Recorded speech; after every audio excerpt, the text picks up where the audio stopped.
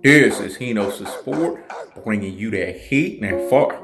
We keeping the foot on the whoop on the Knicks. We keeping the foot on the whoop on the Knicks, and like the Tibetan mastiff that I am, I'm applying whoop unlimited pressure. Cause pressure does what? It bursts pipes.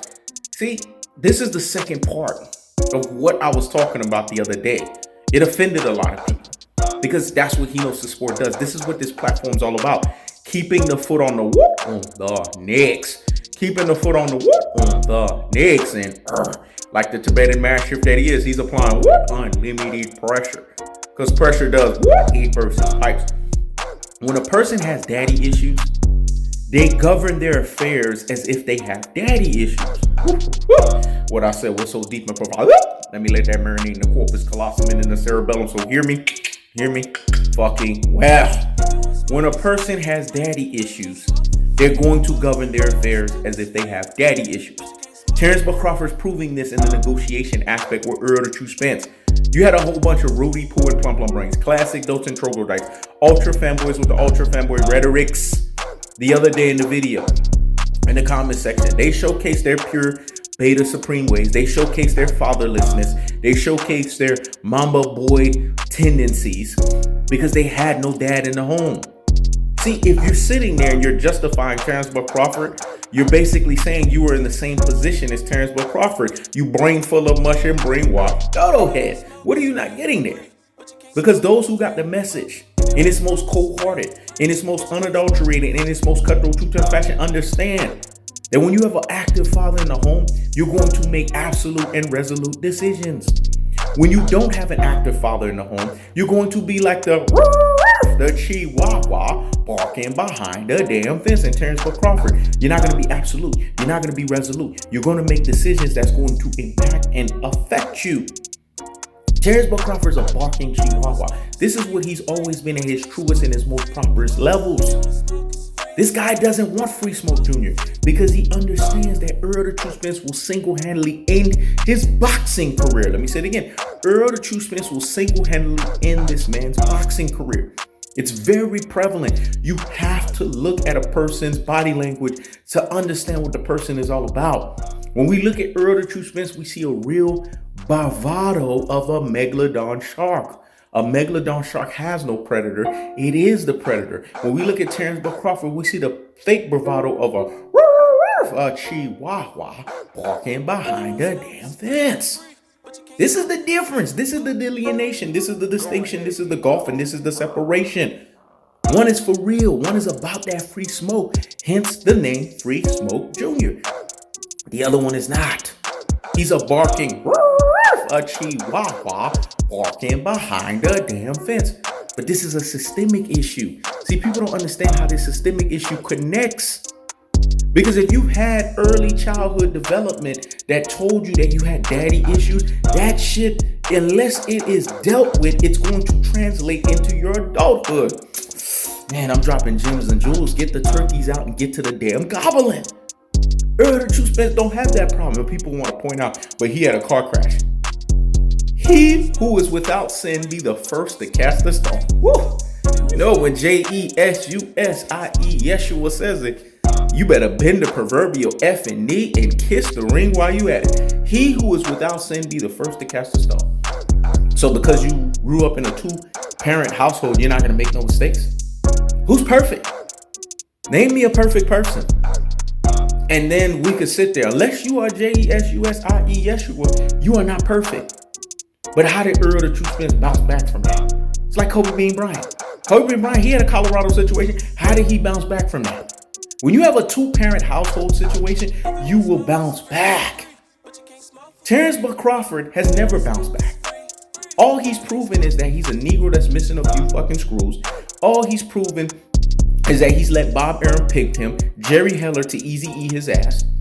All he's proven is that in every decision making that he makes when he's dealing with a guy who actually had an active father in the home, and i.e. Errol Spence, with him having the lack thereof, he gets emotional and frustrated.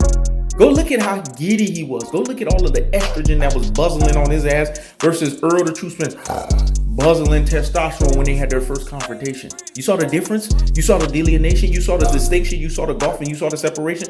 Go look at when Terence Crawford purposefully sat next to Errol Spence. This is prevalent of what an estrogen-filled woman would do to a testosterone-buzzing male. Follow his rabbit ass. That's what Terence Crawford did with Errol Spence. Go look at who raised him. His mother and his sister. And Terence Crawford acts just like his mother and his sister. What am I saying that's not cold-hearted? What am I saying that's not unadulterated? What am I saying that's not the cutthroat truth teller fashion? The only people that get offended by this is mama's boys. That's the only motherfuckers that get offended by it. Because, and a prediction king strikes again, because of the fact that it's as simple as this. You're going to get offended by it because that's how you was raised, with estrogen-filled emotions and frustrations. Jay-Z said it best. Men shouldn't be jealous. That's a female fucking trait. But you saw all of these guys. You saw the comment section. You saw Jeffrey DeRubin. He said, man, this is going to go over a lot of people's heads because it's for the real G's, the super real G's, and the ultimate real G's out here in these boxing streets. And if you don't get the message, he knows the sport don't got time to explain the message to you. Because in order for you to be an alpha, you have to have a father in your life, or you have to have a father personality or a father figure or a father role model. Absence having that most important ingredient, you can't be an alpha. Jesus Christ, Yeshua, you didn't see the relationship he had, father and son? He said, I'm going to go and pray to the Father. Even though he's praying to himself, I'm going to go and pray to the Father, because in that role, in the human comprehension of Godship role that he's serving, he's in the human form. So he's subservient to the spirit form of himself. The spirit form representing the Father, the human form representing himself. But he showcased to you guys, I have to go and seek counsel. I have to go and pray. Because a son has to do that to the father so that he can learn some things, so that he can get the information, so that it can be filtered to him. Why do you think Sean Porter is so absolute and resolute in what he does, even though he is an ineffective aggression style fighter? Because he had Kenny Porter, a dad in the home. You guys don't understand how powerful that shit is, man. This is what makes you a fucking alpha.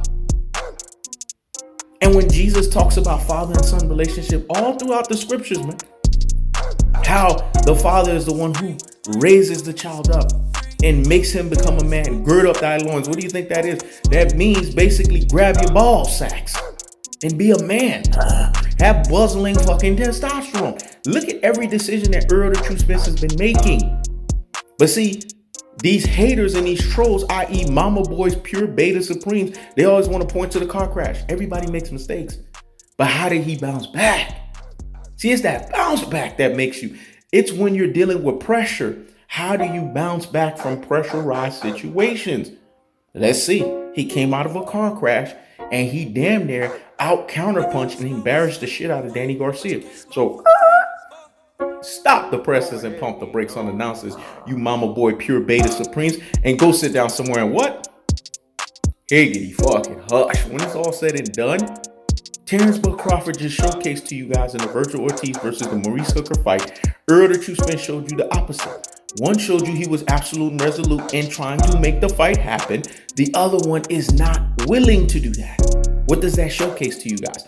A distinction, a delineation, a separation, a gulf, and an aspect of one having an active father in the home who teaches you absolution and resolution, and the other one having the lack thereof that teaches you how to be emotional and frustrated. That's the cold-hearted. That's the unadulterated. That's the cutthroat truth teller fashion. I keeps the foot on the whoop on the next. I keeps the foot on the whoop on the next. This is He Knows the Sport. Checking it.